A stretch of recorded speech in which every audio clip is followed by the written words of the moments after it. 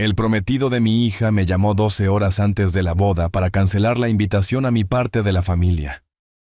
Solo queremos gente importante, me dijo. Yo simplemente respondí entiendo y colgué el teléfono. Él pensaba que estaba recortando la lista de invitados para su evento de networking perfecto. No se dio cuenta de que el hombre al que acababa de insultar era el único financiero y quien tenía todos los contratos en su poder. Si crees que el respeto se gana, no se compra, déjame saber desde dónde nos estás viendo en los comentarios de abajo. Y asegúrate de dar me gusta y suscribirte porque querrás escuchar cómo termina esto. Era viernes por la noche, 12 horas antes de que mi única hija Sofía caminara hacia el altar. Yo estaba sentado en mi oficina en casa, una habitación tranquila y ordenada, que había sido mi centro de mando durante el último año. En mi monitor, una hoja de cálculo brillaba cada línea. Era un testimonio del amor de un padre. El título decía gastos de la boda de Sofía. En la parte inferior en negrita estaba la cuenta final $4.58. Al lado 2 palabras que trajeron una tranquila satisfacción a mi pecho, pagado en su totalidad. Cada depósito, cada proveedor hasta el último detalle, había sido meticulosamente planeado y liquidado. El lugar, el servicio de catering, las flores traídas desde Holanda, todo para ella. Mi teléfono vibró contra el roble pulido de mi escritorio.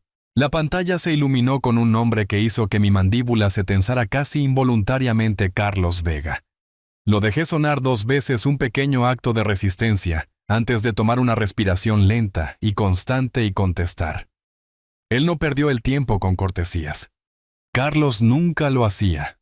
Su voz era cortante, carente de calidez, el tipo de voz que evalúa todo por su precio. José. Comenzó diciendo el nombre sonando menos como un saludo y más como un artículo en una lista de verificación. Hemos revisado la lista de invitados una última vez. Hay algunos ajustes. No dije nada. Me recosté en mi silla de cuero. El crujido familiar fue el único sonido en la habitación. Lo imaginé en su elegante y minimalista apartamento en el centro, probablemente caminando sobre una alfombra persa que costaba más que mi primer coche. No esperó una respuesta. Estamos cortando algunos de los elementos no esenciales. Continuó con su tono tan casual como si estuviera discutiendo recortar la grasa de un informe presupuestario. Y entonces empezó a enumerarlos los nombres. Cada uno aterrizó como un golpe físico. Los García, dijo, los vecinos de al lado, las personas que habían visto crecer a Sofía, que le habían enseñado a andar en bicicleta, mientras yo estaba en el trabajo, que nos habían traído comida durante una semana entera, después de que mi esposa Carmen falleciera. No están exactamente en nuestro círculo, ya sabes. Me quedé en silencio, mis nudillos poniéndose blancos, mientras agarraba el teléfono. Tu primo Roberto del Norte, continuó Carlos. Es un viaje un poco largo para que él venga a lo que será esencialmente un evento formal. Parece un gasto innecesario de su parte. El tío Roberto, que ya había volado esa mañana, que me había llamado desde su hotel hace una hora, con su voz retumbando de emoción por ver a su pequeña Sophie casarse. Y algunos de tus viejos amigos del trabajo, añadió con un gesto despectivo en su voz. Simplemente no veo la sinergia allí. Necesitamos el espacio para algunos de los socios principales de mi firma. ¿Entiendes? La línea se quedó en silencio por un momento. Estaba esperando que yo discutiera, que protestara. Podía sentir la sonrisa engreída en su rostro desde kilómetros de distancia. Todo lo que pude gestionar fue una sola pregunta serena. ¿Cuál es la razón, Carlos? Una risa suave y condescendiente llegó a través del auricular. Era el sonido de alguien que creía tener todas las cartas. Y luego entregó el golpe fatal final, las palabras que resonarían en el silencio de mi hogar por el resto de la noche. Decidimos simplificar las cosas. Solo queremos gente importante allí, José. Esta es una oportunidad de networking, no una reunión familiar. Su voz estaba cargada con una superioridad presumida que hizo que se me revolviera el estómago. Sofía entiende, añadió un último giro del cuchillo. Es por nuestro futuro. Y luego colgó. El tono de marcado era un zumbido sordo y persistente en mi oído. No lo llamé de vuelta. No tiré el teléfono. No grité ni maldije a la habitación vacía. Simplemente me senté allí inmóvil, el plástico frío del teléfono todavía presionado contra mi oído. El silencio que Carlos había dejado a su paso era más pesado, más profundo que cualquier ruido. Llenó la habitación, se filtró en las tablas del suelo y se asentó profundamente en mis huesos. Mi mirada se dirigió a la fotografía enmarcada en mi escritorio. Era de Carmen, mi difunta esposa, tomada en nuestro 25º aniversario. Su sonrisa era genuina, radiante, del tipo que podía iluminar una habitación. Habíamos estado en una playa con el viento atrapando su cabello y me había sentido como el hombre más afortunado del mundo. Cuando ella estaba enferma en esos últimos días tranquilos, le hice una promesa. Sostuve su mano frágil en la mía y susurré: «Cuidaré de nuestra niña. Le daré todo lo que se merece». Esta boda se suponía que sería el cumplimiento de esa promesa. Esos $150,000 no eran solo dinero. Era nuestro fondo de jubilación. Era el viaje por carretera que nunca hicimos, la pequeña cabaña junto al mar que soñamos comprar. Fueron años de horas extras, de ahorros cuidadosos, de sueños compartidos postergados y ahora reutilizados para la felicidad de nuestra hija. Era el último gran regalo de ambos. Lentamente giré mi silla para mirar la gran pizarra blanca en la pared opuesta. Durante el último año había sido mi tablero de proyectos. Estaba cubierto con una serie perfectamente organizada de notas adhesivas, contratos impresos y números de contacto. Una compleja red de logística, floristas, músicos, chefs, conductores. Un diagrama de flujo operativo impecable para lo que se suponía que sería el día más feliz de la vida de Sofía. Como ejecutivo de logística retirado, este era mi idioma. Entendía los puntos de presión de la cadena de suministro y las dependencias críticas.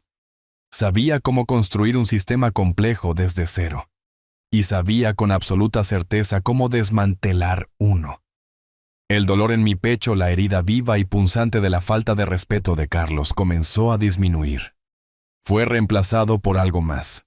Una claridad fría y silenciosa. El tipo de enfoque que solía tener antes del lanzamiento de un producto importante, cuando un solo eslabón débil podía hacer que toda la operación se derrumbara. Carlos había cometido un error de cálculo crítico. Me había mirado y visto a un simple suegro envejecido, una chequera, un elemento no esencial. Había fallado en entender que en cualquier operación nunca jamás insultas a tu proveedor principal. Alcancé un marcador negro de borrado en seco. Mi mano estaba perfectamente firme. La expresión de dolor en mi rostro se desvaneció lentamente, reemplazada por una calma impenetrable y vacía.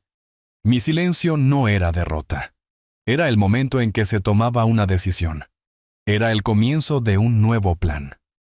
Mi primera llamada no fue a mi hija. Una conversación con Sofía sería un campo minado de emoción, manipulación y lágrimas. No estaba listo para eso. Todavía no. Una operación requiere una cabeza despejada. Mi primera llamada tenía que ser táctica. Miré la pizarra blanca en la parte superior de la cadena de mando que había construido. El nombre estaba escrito con tinta negra y ordenada María Flores, coordinadora de eventos. Pero ella era mucho más que eso. Era la mejor amiga de Carmen. Mi aliada. Simplemente no sabía cuánto de aliada estaba a punto de convertirse. Marqué su número, mi pulgar flotando sobre la pantalla por un segundo antes de presionar. Era tarde, cerca de la medianoche, pero sabía que ella estaría despierta, probablemente funcionando con café y adrenalina, haciendo sus verificaciones finales. Contestó al segundo timbrazo, su voz una mezcla familiar de energía profesional y calidez genuina. José, quemando la lámpara de aceite, veo. No te preocupes, todo está perfecto. El florista confirmó la entrega temprano en la mañana, el servicio de catering tiene el recuento final, y el cuarteto de cuerdas tiene sus partituras. Estamos listos para un día hermoso. Su alegría era un marcado contraste con el silencio frío en mi oficina. Me tomé un momento dejando que sus palabras colgaran en el aire, una imagen de una boda que ya no existía en mi mente. María, comencé mi voz intencionalmente medida, despojada de la emoción cruda que se agitaba dentro de mí. Necesito aprovechar tu experiencia profesional por un momento. Tengo una pregunta logística puramente teórica. Hubo una pausa en el otro extremo de la línea. Casi podía escuchar los engranajes cambiando en su mente de planificadora de bodas a amiga curiosa. Teórica. José, a esta hora lo único teórico debería ser cuánto champán vamos a beber mañana. Pero adelante para ti, lo que sea. Esta era la parte crítica. Tenía que enmarcarlo correctamente para eliminarme de la ecuación y presentarlo como un rompecabezas, un problema de oferta y demanda. Imagina un evento de esta escala, dije, mis ojos escaneando la compleja red de proveedores en mi pizarra. Todos los proveedores están contratados. Todos los pagos han sido realizados por un solo cliente.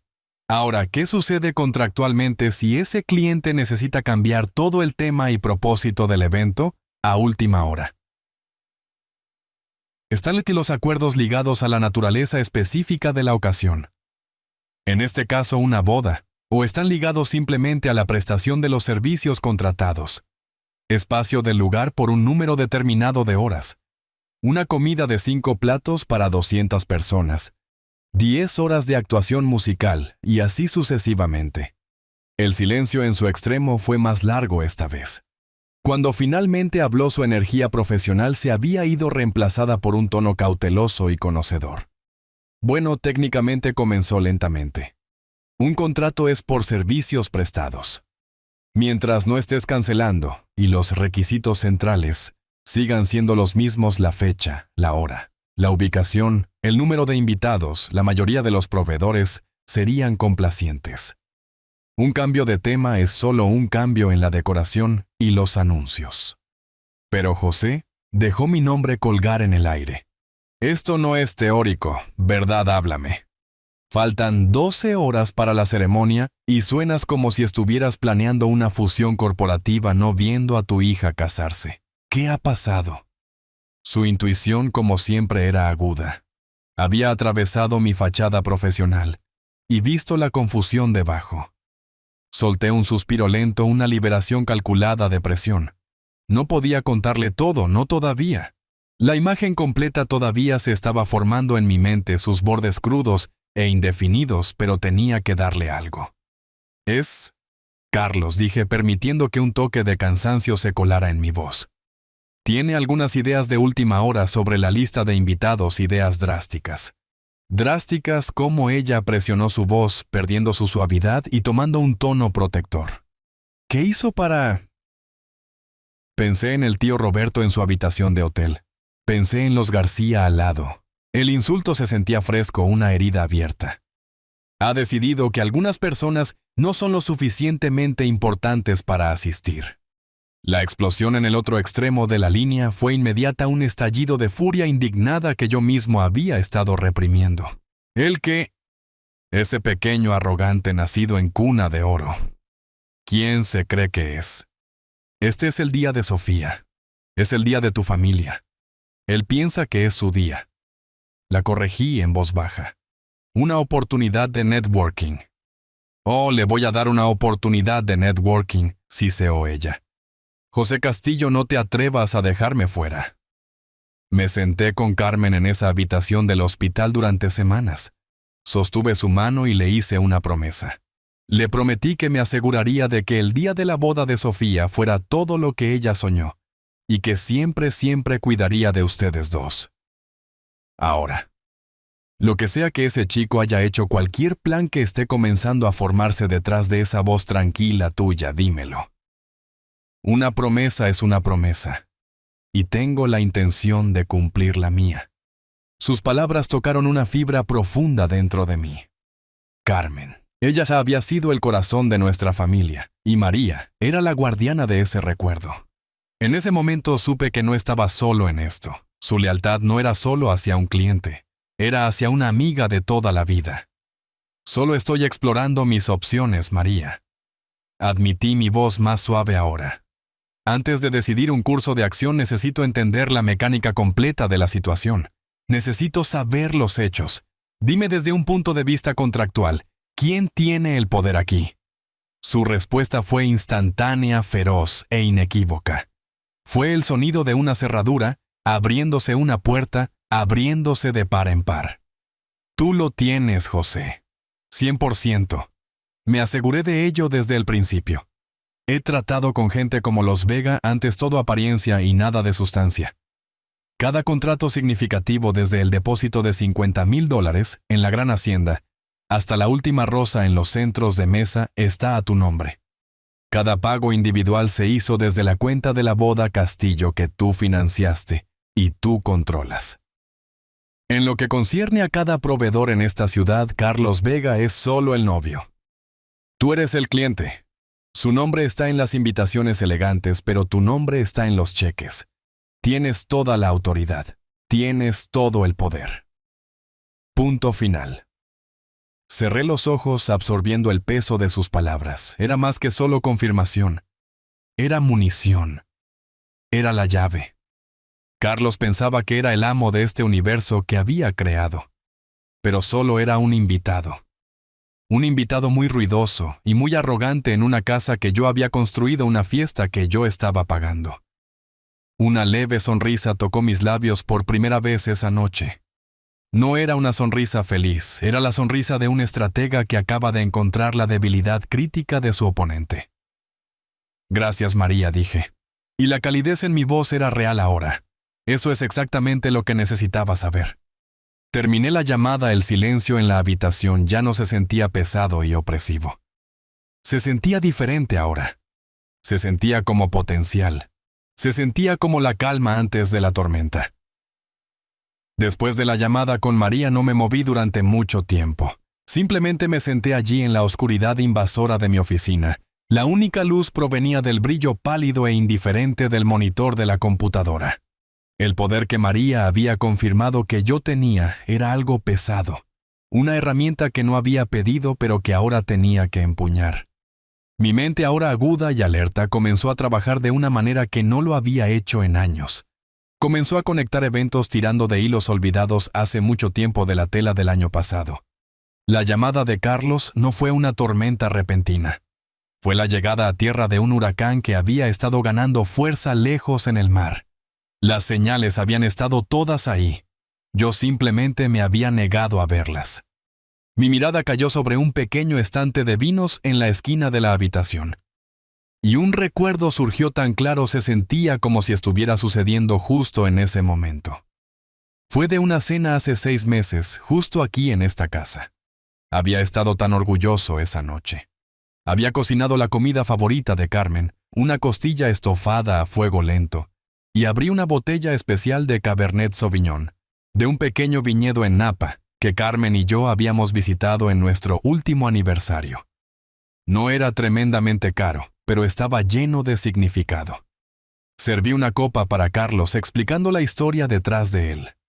Él sostuvo la copa hacia la luz, la giró con el gesto exagerado de un hombre que ha visto películas sobre gente rica y tomó un pequeño sorbo teatral. Dejó que el vino se asentara en su paladar por un momento antes de tragar. Luego me miró, una sonrisa delgada y condescendiente jugando en sus labios. «Oh», dijo, su voz goteando con falsos elogios. «Un Cabernet de California. ¡Qué lindo! Lindo». La palabra colgó en el aire un dardo pequeño y afilado. No fue solo un insulto al vino, fue un insulto a la memoria, a mi gusto, a mí. Vi a Sofía estremecerse solo por un segundo y forzar una risa frágil. «Carlos, sea amable», había dicho ella, pero su voz carecía de cualquier convicción real. Recuerdo simplemente asentir, cambiando de tema, diciéndome a mí mismo que él era joven de un mundo diferente. Un mundo donde las cosas se juzgaban por su precio, no por su historia. Había elegido la paz sobre el orgullo. Ahora, sentado en la oscuridad, me di cuenta de lo que era una prueba. Un pequeño golpe para ver si yo reaccionaba. Cuando no lo hice, supo que podía empujar más lejos. El silencio de la casa me presionaba, y otro recuerdo floreció. Este era más reciente, de una barbacoa de verano en el patio trasero. El patio que Carmen había pasado 2 décadas, convirtiendo en un paraíso de rosales y hortensias. Los padres de Carlos estaban allí. Su madre, Cynthia Vega, una mujer que parecía permanentemente embalsamada en perfume caro, y desaprobación caminaba por el jardín con Sofía. Yo estaba en la parrilla volteando hamburguesas lo suficientemente cerca para escuchar. Cynthia puso una mano perfectamente manicurada en el brazo de mi hija. Querida, había dicho su voz lo suficientemente alta para que yo la escuchara claramente. Después de la boda simplemente debes convencer a tu padre de vender este pequeño lugar acogedor. Es un poco demasiado estrecho para el tipo de entretenimiento que tú y Carlos estarán haciendo. ¿No crees acogedor? Estrecho. Las palabras estaban envueltas en un tono sedoso, pero eran dagas. Esta casa, la que yo había construido con mis propias 2 manos con mi padre, el hogar donde había criado a mi hija y sostenido a mi esposa moribunda, estaba siendo descartada como inadecuada. Era el telón de fondo de toda mi vida, y ella estaba hablando de ello como un mueble viejo que necesitaba ser desechado. Recuerdo el humo de la parrilla picando mis ojos. O tal vez era otra cosa. Vi a Sofía mirarme un destello de vergüenza en sus ojos antes de apartar la mirada rápidamente. «Oh, no lo sé, señora Vega», había murmurado. «Es el hogar». Pero la protesta fue débil, fácilmente barrida por la risa despectiva de Cynthia. No había dicho nada. Solo seguí volteando las hamburguesas, el calor de los carbones, un pobre rival para la ira que ardía en mis entrañas. Me había dicho a mí mismo que estaba manteniendo la paz. Estaba evitando una escena. Pero la verdad era que estaba dejando que borraran a Carmen, un comentario cortés y venenoso a la vez. Miré mi escritorio a las pilas ordenadas de papel y los bolígrafos dispuestos en una fila perfecta. Mi mundo analógico organizado. El recuerdo final me golpeó entonces, el que se sentía más personal. Fue un sábado por la tarde hace unos meses. Había asistido a un pequeño proyecto de consultoría independiente, un análisis de mercado complejo para un ex colega. Se sentía bien usar mis viejas habilidades de nuevo. Estaba emocionado, orgulloso del trabajo. Tenía las impresiones finales esparcidas sobre la mesa del comedor, docenas de páginas de datos y gráficos. Carlos había venido a recoger a Sofía. Estaba en su teléfono ladrando órdenes a alguien y entró al comedor sin mirar hacia arriba. Se estiró a través de la mesa para alcanzar el azucarero y su codo golpeó el borde de mi taza llena de café. Se volcó una ola de líquido marrón oscuro, lavando sobre mi trabajo. La tinta se corrió, los gráficos se deformaron. Semanas de trabajo arruinadas en un instante. «Uy», dijo él apenas mirando hacia abajo. «Perdón por eso». Agarró una servilleta e hizo un toque inútil en la mancha que se extendía. Luego me miró y se encogió de hombros, una imagen de indiferencia casual. «Todo está en la nube de todos modos, ¿verdad? No solo había derramado mi café. Había descartado mi trabajo, mis métodos, toda mi experiencia de vida profesional como obsoleta.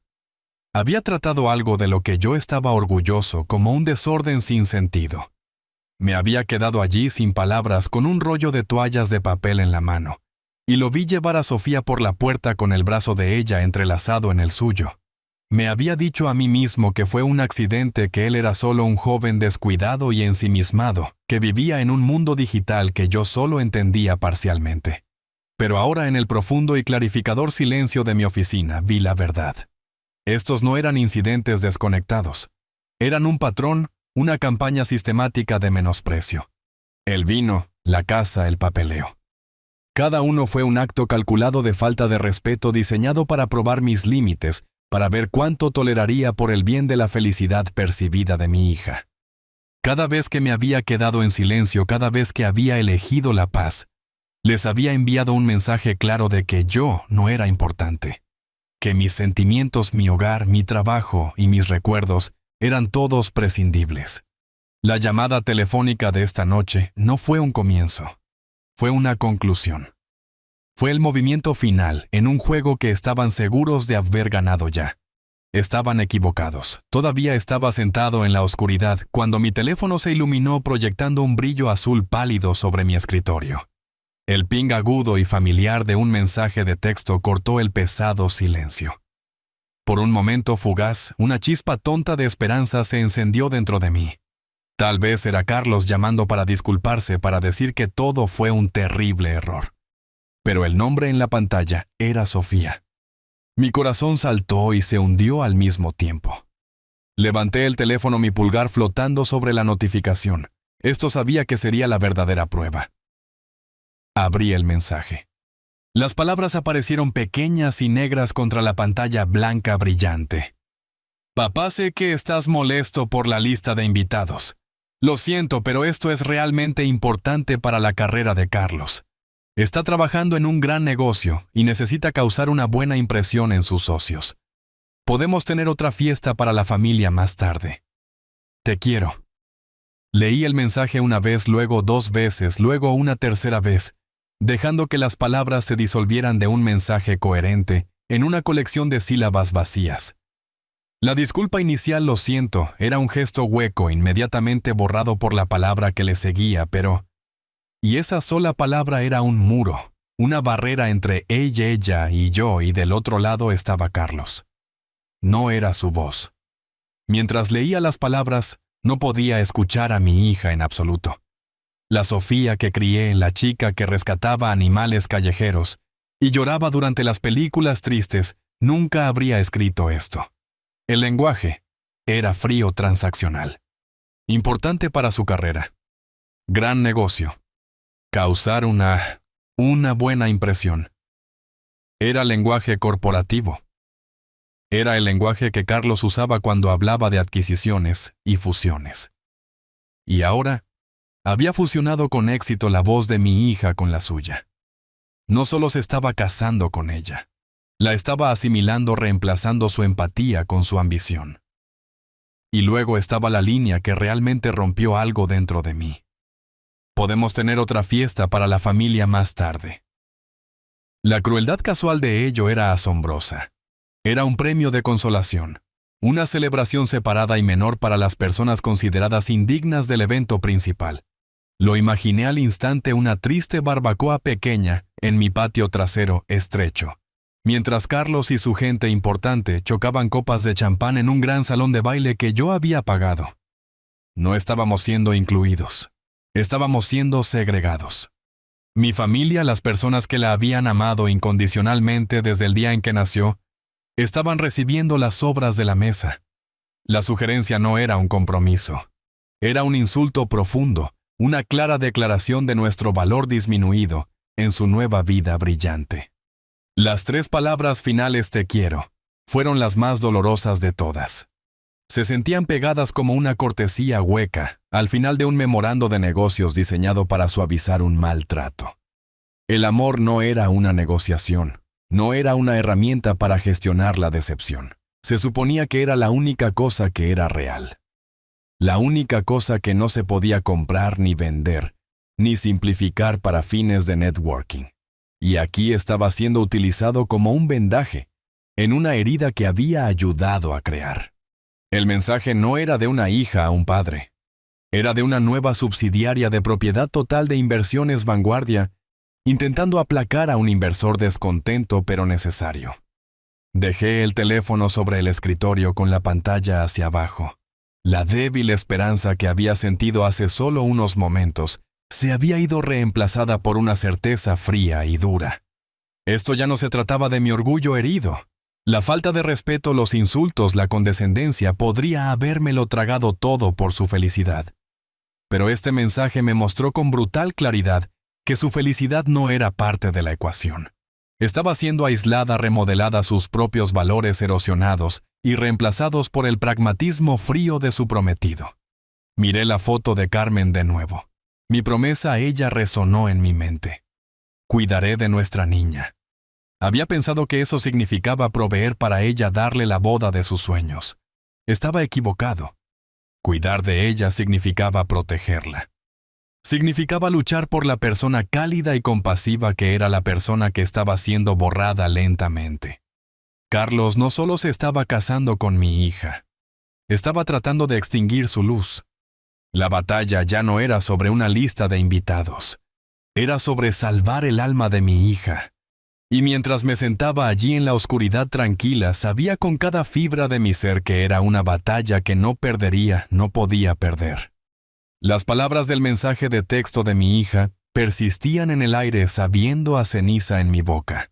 Un gran negocio. En mis 40 años en el mundo de la logística y la estrategia corporativa, había sido parte de docenas de grandes negocios. Sabía cómo se veían. Se forjaban en salas de juntas tranquilas, construidas sobre meses de investigación meticulosa, diligencia debida y discreción. No se anunciaban desinvitando a tus familiares más cercanos de una boda. La historia estaba mal. Las matemáticas no cuadraban. Y si había una cosa en la que confiaba en este mundo, eran las matemáticas. Mi escepticismo profesional, una parte de mí que había estado inactiva desde la jubilación, comenzó a agitarse. Era una sensación fría familiar, una campana de alarma silenciosa sonando en una parte distante de mi mente. Me volví hacia mi computadora portátil, la pantalla aún brillando. Mis movimientos ya no eran los de un padre herido, sino los de un analista. Precisos, deliberados. No estaba haciendo nada ilegal, nada deshonesto. Simplemente estaba activando una red que había pasado toda una vida construyendo una red basada en el respeto mutuo y favores debidos. Iba a hacer algunas llamadas. Mi primera llamada fue a Tomás Finnegan en Nueva York. Habíamos comenzado en la misma sala de correo hace 40 años y habíamos seguido siendo amigos mientras subíamos nuestras respectivas escaleras corporativas. Ahora era vicepresidente senior en una importante firma financiera. Contestó al tercer timbrazo su voz tan ronca y amigable como siempre. José Castillo retumbó. ¿A qué debo el honor? No me digas que finalmente estás cobrando ese favor para un viaje de golf. Gestioné una pequeña risa. Hoy no, Tomás. Hoy solo necesito un poco de información. Tengo una pregunta rápida para ti. ¿Conoces a un tipo llamado Carlos Vega? Es un socio junior en un fondo de capital privado, Inversiones Vanguardia. Escuché el sonido de Tomás escribiendo en su teclado. Vega murmuró. Sí, el nombre me suena. Un tipo joven elegante hace mucho ruido. Cree que es la próxima gran cosa. ¿Por qué preguntas por él? José se casa con mi hija mañana. Dije las palabras sintiéndose extrañas y ajenas en mi lengua. Le dijo que está en medio de un gran negocio y es por eso que ha estado bajo algo de estrés. Tomás se quedó callado por un momento. El sonido de su escritura se detuvo. Un gran negocio, dijo su voz ahora cargada de precaución. José, eso no es lo que estoy escuchando. De hecho, el rumor en la calle es que Vanguardia sufrió una pérdida colosal hace unos meses. Una grande. Apostaron todo a una empresa de criptomonedas que implosionó por completo. Mucha gente quedó en la ruina. El nombre de Vega estaba por todas partes. No llamaría a eso un gran negocio a menos que estés hablando del tamaño del agujero que dejó en los bolsillos de sus inversores. Un nudo frío se formó en la boca de mi estómago. Esto era peor de lo que pensaba. Gracias, Tomás, dije con mi voz firme. Aprecio la información. Ten cuidado. José dijo antes de colgar. Donde hay tanto humo generalmente hay fuego. La primera grieta en la fachada había aparecido, pero necesitaba más que rumores. Necesitaba certeza. Mi siguiente llamada fue a Marcos Dawson, un analista brillante al que había asesorado justo al salir de la universidad. Había visto su potencial, y él nunca lo había olvidado. Ahora dirigía su propia consultoría de evaluación de riesgos. Me debía su carrera, y ambos lo sabíamos. Cuando contestó, no perdí tiempo con cortesías. Marcos, soy José. Necesito tu ayuda y necesitas ser completamente discreto. Cualquier cosa por ti, José. Lo sabes. ¿Qué está pasando? Necesito saber la verdadera situación financiera de un hombre, llamado Carlos Vega en Inversiones Vanguardia. No busco rumores, necesito los hechos. Deuda, activos, pasivos. La imagen real. Dame una hora, dijo sin preguntas. Los siguientes 60 minutos fueron los más largos de mi vida. No caminé de un lado a otro. No me serví un trago. Simplemente me senté en mi escritorio mirando la foto de Carmen, mientras las piezas del rompecabezas comenzaban a reorganizarse en mi mente. El coche caro que conducía que ahora sospechaba que era arrendado. La charla sobre una luna de miel lujosa en las Maldivas. La constante y desesperada necesidad de impresionar. No era confianza. Era una actuación. Cuando mi teléfono finalmente sonó, contesté antes de que terminara el primer timbrazo. «Háblame, Marcos», dije. La voz de Marcos era sombría. «José es malo. Es peor de lo que puedes imaginar. Este tipo no solo está en problemas, se está ahogando. Está endeudado hasta el cuello. Esa pérdida de cripto de la que Tomás probablemente te habló fue solo el comienzo. Tiene prestamistas privados sobre él, no solo bancos. El tipo de gente que no archiva papeleo cuando te atrasas en un pago. Sus activos son una fracción de sus deudas. Está funcionalmente en bancarrota». Escuché todo mi cuerpo enfriándose. Marcos continuó. «La boda, José. Miré la lista de invitados que presentó a la seguridad del lugar. Es una fiesta de boda. Es una lista de cada inversor importante y socio senior en el área triestatal. Esto no es una celebración. Es un pase de Ave María. No está haciendo networking. Está tratando desesperadamente de recaudar fondos para salir de un agujero o encontrar un nuevo trabajo antes de que todo el mundo se entere. Es un fraude». Y entonces me golpeó. La verdad devastadora final. La última pieza del rompecabezas que hacía que toda la horrible imagen estuviera completa. Sofía, mi hija. Ella no era su compañera en la construcción de un futuro. Ella era su garantía. Ella era la carnada hermosa, respetable y educada en la Ivy League, en su elaborada trampa. Su amor, su confianza, su buen apellido. Estos eran los activos que estaba apalancando para salvarse a sí mismo. Estaba vendiendo una mentira. Y mi hija era el premio dentro de la caja. Escuché a Marcos diciendo mi nombre, preguntando si todavía estaba allí. «Gracias, Marcos». Logré decir con mi voz un susurro ronco. «Me has dicho todo lo que necesito saber». Terminé la llamada y lenta deliberadamente cerré mi computadora portátil. El suave clic resonó en la habitación silenciosa como el amartillar de un arma. El dolor, la pena, el aguijón del insulto personal.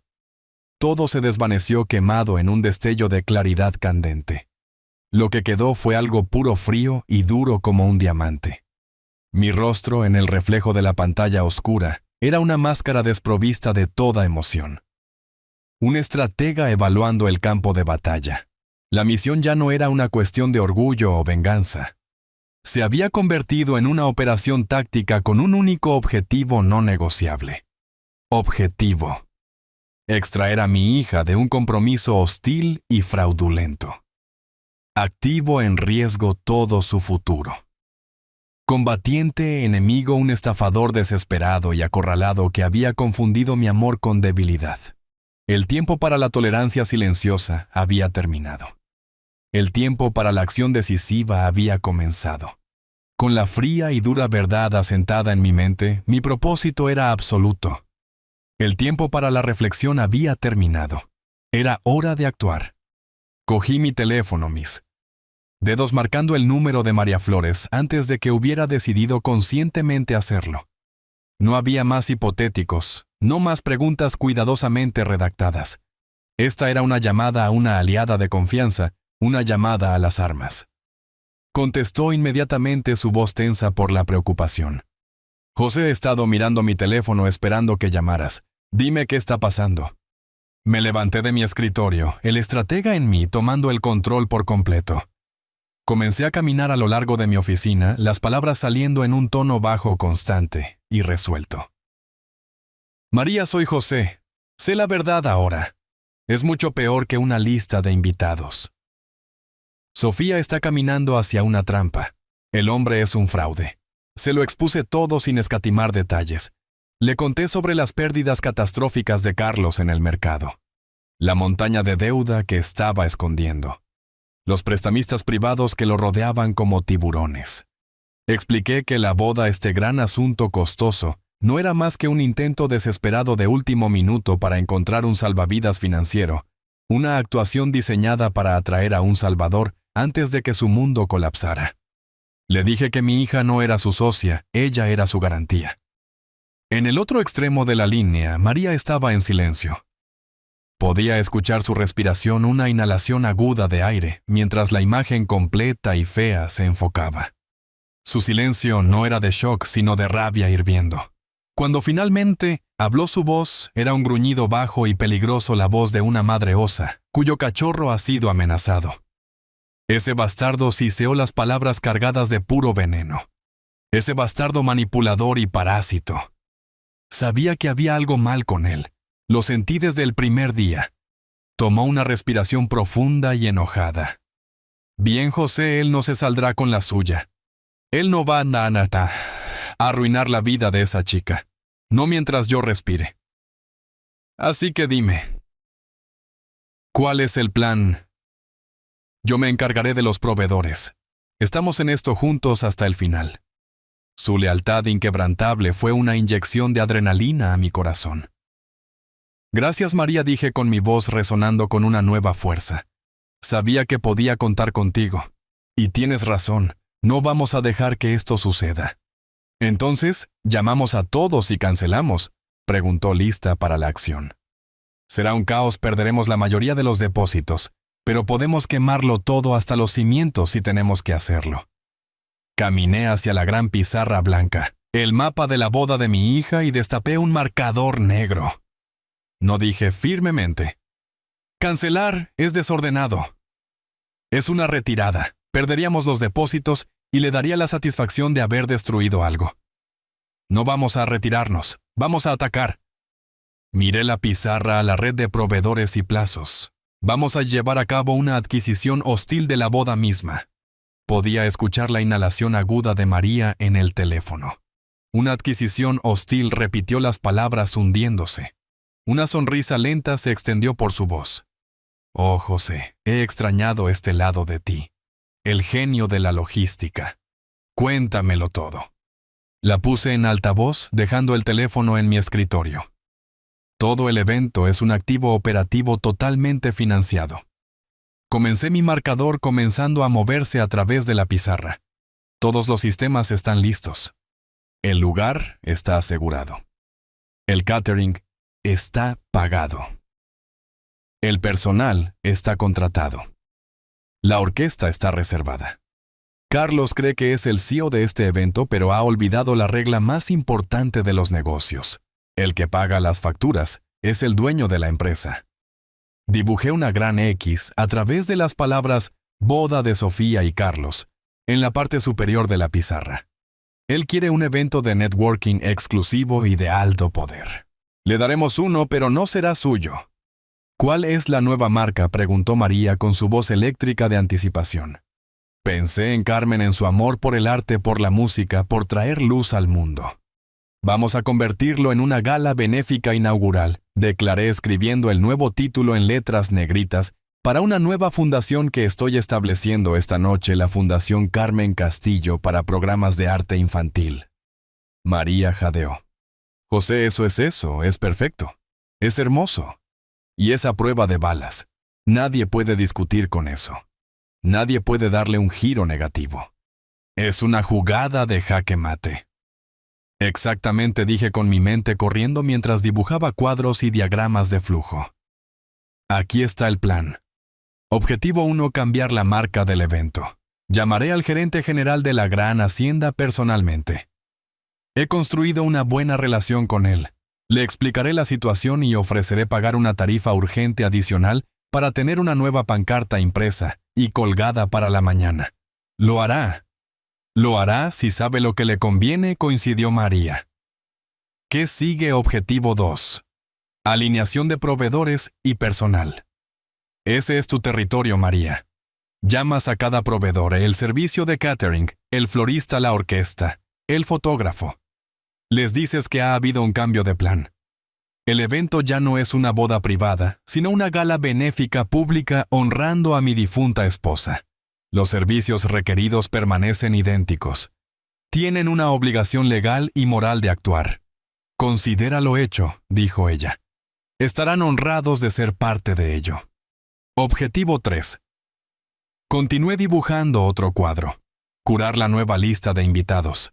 Llamaré personalmente a cada amigo y miembro de la familia que fue desinvitado. Tío Roberto, los García, todos ellos. Les diré la verdad y los invitaré a ser mis invitados de honor en la gala. ¿Y la antigua lista de invitados?, preguntó María.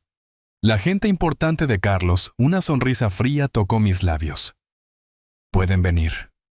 Que entren esperando besar el anillo de una estrella en ascenso. Que vean lo que sucede cuando un hombre como Carlos muestra sus verdaderos colores. Y finalmente dije dibujando el último cuadro en la pizarra. Objetivo 4.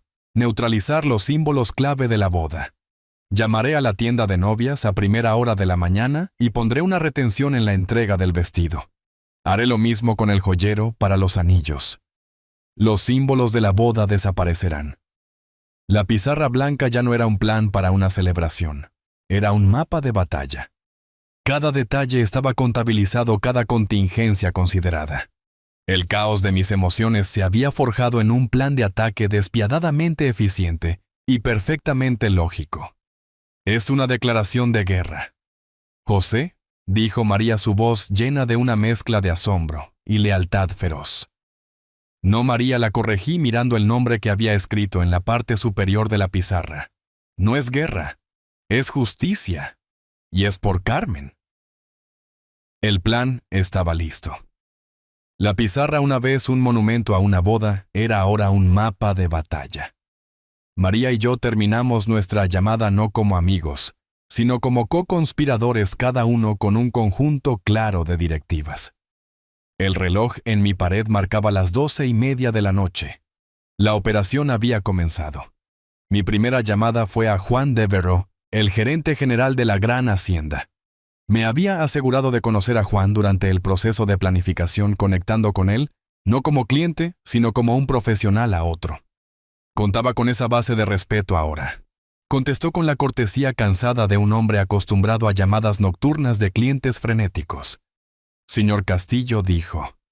Está todo bien, tomé aire organizando mis pensamientos en una narrativa que fuera veraz y estratégica. Juan, soy José. Me temo que me encuentro en una situación personal difícil e imprevista. Por razones en las que no puedo entrar, la boda no procederá según lo planeado mañana. Dejé que eso se asimilara. Podía escuchar el leve sonido de él tecleando en un teclado, probablemente sacando mi archivo, calculando las penalizaciones financieras de una cancelación de último minuto. Ya veo, dijo su voz ahora cautelosa. Señor Castillo, nuestra política de cancelación es bastante clara. No estoy llamando para cancelar, Juan. Interrumpí suavemente. Estoy llamando para pivotar. El lugar, el personal, la comida. Todo ha sido pagado en su totalidad. No tengo intención de dejar que eso se desperdicie. En cambio, quiero honrar a mi difunta esposa Carmen. Estoy estableciendo formalmente una fundación benéfica en su nombre, la Fundación Carmen Castillo para programas de arte infantil. Y quiero pedir su ayuda para transformar el evento de mañana en la gala benéfica inaugural de la fundación. El tecleo se detuvo. Hubo un largo silencio en el otro extremo de la línea. No le había presentado un problema, sino una oportunidad. Una oportunidad de ser parte de algo noble, en lugar de las secuelas desordenadas de un compromiso roto. Una gala benéfica, dijo finalmente, la sorpresa evidente en su voz. Para su difunta esposa mañana. Sí, confirmé. La lista de invitados cambiará, el propósito cambiará, pero los servicios requeridos de usted y su personal permanecen idénticos. De hecho, me gustaría ofrecer una tarifa discrecional adicional de $5,000 para ser distribuida entre su personal, por su flexibilidad para ayudarnos a hacer esta transición sin problemas. Todo lo que necesito de usted es una nueva pancarta para la entrada, un anuncio a su equipo sobre el cambio de tema. No dudó. El hombre que había evaluado como una persona de carácter demostró que tenía razón. Señor Castillo, dijo. Juan, su voz ahora llena de una calidez y respeto que era completamente nueva. Por favor, guarde su dinero. Sería nuestro absoluto honor organizar la primera gala para la Fundación Carmen Castillo. Dígame qué necesita y mi equipo lo hará realidad. Nos encargaremos de todo. Mientras colgaba el teléfono, la primera ficha de dominó había caído. Mientras yo aseguraba el campo de batalla, María estaba movilizando a las tropas. Ella era una leyenda en la comunidad de planificación de eventos de la ciudad. Una mujer que podía conseguir que se entregaran 100 orquídeas raras en una tormenta con una sola llamada telefónica. Su reputación era su arma, y la empuñaba con precisión quirúrgica. Podía imaginarla en su propia oficina, un torbellino de energía enfocada trabajando en su lista. Llamó primero al servicio de catering. Pierre, su voz, sería una mezcla de encanto y mando. Es María. Un maravilloso cambio de planes para el evento Castillo. Nos volvemos filantrópicos. Sí, el menú de 5 platos es perfecto. Las vieiras a la sartén serán un punto culminante. Solo prepárate para algunos discursos sinceros. Es por una causa hermosa. Siguiente, el florista. Sara querida, todos esos miles de rosas blancas. Ya no son para una boda. Son para un tributo. Un tributo a una mujer increíble llamada Carmen Castillo. Necesito que hagas tu magia. Puedes incorporar algunas de sus flores favoritas, lirios blancos, en los arreglos del salón principal. La familia estaría profundamente conmovida. Por supuesto que Sara lo haría. Se movió hacia abajo en la lista. Al líder de la orquesta se le dijo que su música ahora sería el telón de fondo para una elegante recaudación de fondos, no un primer baile. Al fotógrafo se le instruyó centrarse en momentos cándidos de generosidad, no poses de boda escenificadas. Con cada llamada, María no solo estaba transmitiendo nuevas instrucciones, estaba tejiendo una nueva historia. Una historia de una familia digna, convirtiendo un momento de dificultad privada en un acto de bien público. Nadie dijo que no. De hecho, la mayoría se conmovió. El servicio de catering ofreció agregar un plato de postre complementario. El florista prometió contribuir con los lirios sin costo adicional. Ya no eran solo proveedores, eran participantes. La segunda ficha de dominó había caído. Ahora era mi turno para la parte más importante del plan. Era hora de revertir el insulto. Era hora de llamar a las personas que realmente importaban. Comencé con mi primo Roberto del Norte. El hombre que había volado a través del país. El hombre que Carlos había descartado como un gasto innecesario. Tío Roberto, dije cuando contestó con mi voz espesa por una emoción que no tuve que fingir. Soy José. Lamento tanto llamarte tan tarde. José, ¿qué pasa, hijo? ¿Está todo bien con Sophie? Preguntó con su voz llena de preocupación genuina. Las cosas han cambiado. Tío Roberto, dije eligiendo mis palabras cuidadosamente. La boda. No va a suceder. Oh Dios, suspiró. ¿Qué puedo hacer? Estoy aquí. Lo que necesites. Su apoyo incondicional inmediato casi me rompió. Por eso estoy llamando, dije con mi voz estabilizándose. No estoy cancelando el evento. Lo estoy cambiando. Lo estoy convirtiendo en una celebración para lanzar una nueva fundación en memoria de Carmen. Y bueno, no sería una celebración sin ti. No estaría bien sin las personas que amamos. Eres una de las personas más importantes en nuestras vidas, Roberto, y te necesito allí mañana. Tu presencia significaría el mundo para mí. Usé la palabra de Carlos importante. La dejé colgar en el aire imbuida ahora con su verdadero significado. Escuché un sollozo ahogado en el otro extremo de la línea. José dijo con su voz quebrándose. No me lo perdería por nada del mundo. Uno por uno hice las llamadas. Llamé a los García de al lado y les dije que necesitaba a mis vecinos conmigo. Llamé a mis viejos amigos del trabajo y les dije que su amistad era la base de mi vida. Con cada llamada estaba deshaciendo el daño que Carlos había hecho reconstruyendo la comunidad que él había tratado de destruir. No hubo vacilación, solo lágrimas y amor y promesas de estar allí. La tercera y más importante ficha de dominó había caído. Los movimientos finales fueron tácticos, fríos y diseñados para desarmar al enemigo por completo. Mis últimas 2 llamadas se hicieron justo antes del amanecer. La primera fue a la exclusiva boutique de novias en la ciudad. Una voz crujiente y profesional contestó. Este es José Castillo. dije con mi tono cambiando al del ejecutivo sensato que alguna vez fui. Soy el padre de Sofía Castillo. Llamo con respecto al pedido número 74B para un vestido de novia. Parece haber una discrepancia significativa con la autorización de pago final en mi tarjeta American Express. Necesito que ponga una retención inmediata e indefinida en la entrega programada para las 9 a.m. ¿Una discrepancia de pago, señor? La mujer preguntó confundida. Nuestros registros muestran que el pago fue aprobado. Sus registros son incorrectos, declaré con una autoridad que no permitía lugar a discusión. Mi banco ha marcado la transacción como potencialmente fraudulenta. No libere bajo ninguna circunstancia ese vestido hasta que reciba una confirmación verbal y escrita directa de mí. Me he explicado, sí, señor Castillo dijo, ahora nerviosa. Por supuesto lo retendré inmediatamente. Hice lo mismo con el joyero, citando un problema fabricado similar con el pago de los anillos de boda. Los dos símbolos más poderosos de la boda, el vestido y los anillos, ahora habían sido neutralizados. Estaban encerrados inaccesibles. La cuarta y última ficha de dominó había caído. Colgué el teléfono y miré mi pizarra. La lista de tareas, una vez desalentadora, ahora tenía una marca de verificación junto a cada elemento. Afuera la primera luz pálida del amanecer comenzaba a romperse en el cielo. La noche había terminado.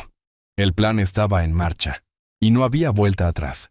El sol salió el sábado por la mañana brillante e implacable. Era el tipo de día hermoso y cristalino sobre el que escriben los poetas, el tipo de día que promete nuevos comienzos. Imaginé la luz derramándose sobre el césped perfectamente cuidado de la gran hacienda brillando en las fuentes y calentando la vieja piedra de la mansión. Un día perfecto para una boda, o en este caso para un ajuste de cuentas.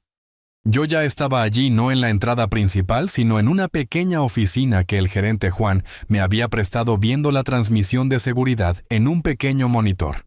Precisamente a las 10 en punto, una larga limusina negra ronroneó subiendo por el amplio camino de grava. Era exactamente el tipo de vehículo ostentoso y de mal gusto que esperaba que Carlos contratara. La puerta se abrió y él emergió.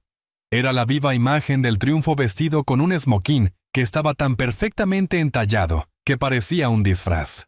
Se ajustó los gemelos, una sonrisa engreída de propietario pegada en su rostro, mientras inspeccionaba la finca. No era un novio lleno de amor y emoción nerviosa. Era un conquistador llegando para reclamar su territorio. Mi hija Sofía salió después de él. Se veía hermosa, por supuesto, pero había una fragilidad en ella, una energía nerviosa detrás de su sonrisa practicada. Estaba agarrando su teléfono, probablemente todavía esperando una llamada de la tienda de novias sobre su vestido. Detrás de ellos venía Cintia Vega, la madre de Carlos, su expresión una máscara perfecta de orgullo condescendiente. Miró al personal uniformado de pie junto a la entrada, como si fueran muebles. «Bueno, querida», dijo Carlos a Sofía, su voz retumbando con falsa confianza, mientras envolvía un brazo alrededor de sus hombros. Hizo un gesto grandioso hacia el magnífico arco de la entrada principal. «Estamos aquí, el comienzo de todo lo que hablamos». Todos miraron hacia arriba, sus rostros inclinados hacia el sol, esperando ver una pancarta proclamando su victoria, su unión. Esperaban sus nombres Sofía y Carlos, escritos en letra elegante para que todo el mundo los viera. Pero eso no es lo que vieron. En cambio, colgando en el lugar de honor, había una pancarta masiva impecablemente diseñada. Era de un azul marino profundo y digno del tipo que ves en graduaciones universitarias o instituciones prestigiosas. Y en ella, en letras brillantes de pan de oro, había palabras que no pertenecían a su mundo, palabras que contaban una historia diferente. Gala benéfica, inaugural de la Fundación Carmen Castillo. Observé sus rostros en el monitor, la imagen granulada, pero sus reacciones perfectamente claras. Leyeron las palabras una vez, sus sonrisas congeladas en su lugar. Las leyeron por segunda vez, un destello de confusión pasando entre ellos. Vi el ceño de Sofía fruncirse. Vi la expresión orgullosa de Cintia cuajarse en desconcierto. Pero fue el rostro de Carlos el que observé más intensamente. La sonrisa triunfante y depredadora vaciló. Se agrietó y luego colapsó por completo. El color se drenó de sus mejillas dejando atrás un brillo pálido y enfermizo. La confianza se evaporó reemplazada por un pánico crudo y desnudo. El suelo bajo sus pies que creía poseer acababa de disolverse en el aire. Miró la pancarta con la boca ligeramente abierta como si las palabras estuvieran en un idioma extranjero, que no podía comprender. Finalmente encontró su voz, no el comando retumbante de hace un momento, sino un susurro ahogado y furioso, que fue tragado por el aire perfecto de la mañana. ¿Qué demonios es esto? Me paré en el gran vestíbulo de la hacienda, no como invitado, sino como anfitrión. El esmoquín que llevaba se sentía menos como un disfraz y más como una armadura. A mi lado estaba María, una general firme inspeccionando nuestra victoria. El salón comenzaba a llenarse no con extraños e inversores, sino con familia, con amigos. El tío Roberto sostenía una copa de champán, su risa retumbante resonando en los pisos de mármol. Los García estaban hablando con mis antiguos colegas, sus rostros brillantes de calidez y felicidad genuina. El aire estaba lleno del sonido de conexión real, el sonido que había tenido tanto miedo de perder para siempre. Entonces las grandes puertas de roble se abrieron de golpe. Carlos se paró allí silueteado por un momento contra el brillante sol de la mañana. Su esmoquín perfectamente entallado, estaba arrugado su rostro una máscara de rabia carmesí. Irrumpió en el vestíbulo sus zapatos pulidos, resbalando ligeramente en el mármol. Sofía y su madre lo seguían con los rostros pálidos y aturdidos. Se detuvo a unos pocos pies frente a mí, su pecho agitándose. ¿Qué has hecho? Escupió su voz un gruñido bajo y vicioso. ¿Qué demonios has hecho? Lo has arruinado todo. Lo miré no con la ira que esperaba, sino con una profunda y tranquila lástima. María puso una mano firme en mi brazo, pero no la necesitaba. Nunca me había sentido más centrado en mi vida. No, Carlos, dije con mi voz tranquila y clara cortando a través de su rabia. No he arruinado nada. Simplemente lo he corregido. Solo cambié la lista de invitados. ¿Tú qué tartamudeó desconcertado? Dijiste que solo querías gente importante aquí. Continué mi mirada barriendo la habitación reconociendo a mis amigos, a mi familia. Así que tomé tu consejo. Hice una nueva lista. Para mí estas son las personas importantes. Hice un gesto hacia el tío Roberto. Ese hombre de allá condujo 12 horas para enseñar a mi hija a pescar cuando tenía 10 años. La sostuvo sobre sus hombros para que pudiera ver los fuegos artificiales. Él es importante. Asentí hacia los García. Esa pareja. Sostuvieron la mano de Sofía en su primer día de escuela cuando tenía miedo de soltar la mía. Se sentaron conmigo en la sala de espera del hospital durante 18 horas cuando Carmen tuvo apendicitis. Ellos son importantes. Estas personas, Carlos, son los arquitectos de la infancia de mi hija. Son los que la amaron por quien era, no por lo que podía hacer por sus carreras. Ellos son el precio de admisión a su vida. Y tú parece no puedes pagarlo. Justo entonces un nuevo grupo de invitados comenzó a llegar. Hombres mayores elegantes con trajes caros, sus esposas goteando diamantes. La gente importante de Carlos. Se detuvieron en la puerta, sus ojos asimilando la extraña escena, la pancarta de caridad, el novio enfurecido. Y yo parado tranquilamente en el centro de todo. Me alejé de Carlos descartándolo por completo, y saludé a los recién llegados con una sonrisa amable. «Caballeros, bienvenidos», dije extendiendo una mano. «José Castillo, muchas gracias por venir a apoyar la gala inaugural para la Fundación Carmen Castillo. Su generosidad es profundamente apreciada». Miraron de mí al balbuceante y rojo Carlos, y de vuelta otra vez. La confusión luchaba con la precaución profesional en sus rostros. Eran hombres que entendían el poder, y en ese momento estaba claro quién lo tenía. Me volví hacia mi hija. Sofía estaba parada congelada con los ojos muy abiertos por el shock y una comprensión naciente y horrible. Di un paso hacia ella, sacando una carpeta delgada del bolsillo interior de mi chaqueta. No se la tiré. Se la ofrecí gentilmente. Sofía, dije suavemente, mi voz para ella y solo para ella. Antes de tomar cualquier decisión, hoy mereces saber la verdad. Ella tomó la carpeta a sus manos temblando. Dentro estaban las impresiones que Marcos me había enviado, una contabilidad simple y brutal de la ruina financiera de Carlos. Pagué por una celebración, cariño, susurré. No por un rescate empresarial. Uno de los inversores potenciales de Carlos, un hombre con ojos fríos y calculadores, se había acercado. Escuchó mis palabras, y su mirada se agudizó sobre Carlos, no con ira, sino con el desprecio tranquilo y final de un depredador que acaba de ver una presa fatalmente herida. Intercambió una mirada sutil y cómplice con otro socio. En ese intercambio silencioso y profesional, la carrera de Carlos, todo su futuro construido sobre mentiras, fue ejecutado. Murió no con una explosión, sino con un giro tranquilo y colectivo de espaldas. Cintia Vega comenzó a chillar algo sobre abogados y demandas, pero su voz era solo un ruido patético e irrelevante en el gran salón. Miré a mi hija. Sus ojos estaban fijos en los papeles, lágrimas corriendo por su rostro, lavando lo último de la ilusión. El vestido todavía está en la tienda, Sofía. Dije con mi voz suave de nuevo. Los anillos están en la caja fuerte. Todos te están esperando. Puedes irte de aquí con él y comenzar tu nueva vida. O puedes quedarte aquí con tu verdadera familia, las personas que realmente te aman, y ayudarme a construir un hermoso legado en nombre de tu madre. La elección es tuya.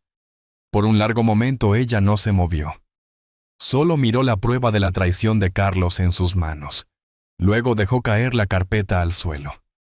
Los papeles se esparcieron alrededor de los zapatos caros de Carlos, como hojas caídas. Ella lo miró, realmente lo miró, y lo vio por primera vez un hombre desesperado y vacío. Luego me miró a mí, y volvió a casa. Dio un paso, luego otro, y luego estaba en mis brazos, su cuerpo temblando con sollozos, aferrándose a mí, como si fuera una niña pequeña de nuevo.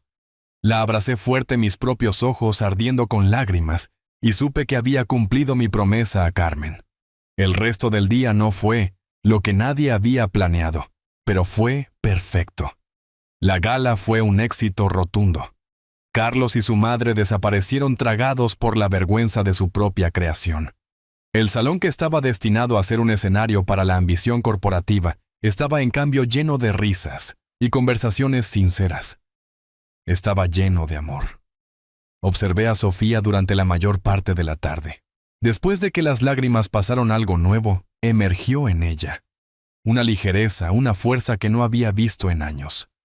La pesada carga de las expectativas de Carlos se había levantado, y mi hija, mi verdadera hija, había regresado. Estábamos parados uno al lado del otro en una pequeña mesa repartiendo folletos sobre la misión de la nueva fundación. Ella estaba hablando con una niña pequeña de un hogar infantil local, su rostro animado y lleno de una calidez genuina que había faltado durante tanto tiempo. Me sorprendió mirándola y sonrió con una sonrisa real y no practicada que llegó a sus ojos. A mamá le hubiera encantado esto, dijo suavemente. Ella habría estado tan orgullosa de ti esta noche, respondí con mi voz espesa de emoción. Ella extendió la mano y apretó la mía. Ella habría estado orgullosa de nosotros, me corrigió gentilmente. Y en ese momento entendí. Los $150,000 no se perdieron. No se habían gastado en una boda en absoluto. Había sido una inversión. Fue el precio que tuve que pagar para comprar de nuevo el futuro de mi hija, para rescatarla de una vida de vacío calculado. Fue el capital inicial para un nuevo legado construido no sobre impresionar a gente importante, sino sobre hacer una diferencia en las vidas de los demás. Mientras estaba allí rodeado por la charla feliz de las únicas personas que alguna vez habían sido verdaderamente importantes, me di cuenta de que esto era lo más rico que jamás había sido. Esta historia enseña una lección profunda sobre la naturaleza del respeto y el poder de la acción silenciosa. Muestra que tolerar actos pequeños y consistentes de falta de respeto por el bien de la paz a menudo invita a un insulto más grande y devastador. El viaje de José demuestra que nuestra verdadera fuerza no radica en confrontaciones enojadas, sino en aprovechar con calma nuestras habilidades y recursos únicos para reclamar el control. Al transformar un acto de profunda arrogancia en un legado duradero de generosidad, él demuestra que la respuesta definitiva a ser devaluado es crear algo de valor innegable y positivo en el mundo. Comparte tus pensamientos sobre el plan maestro de José en los comentarios de abajo y no olvides dar me gusta y suscribirte para más historias de justicia.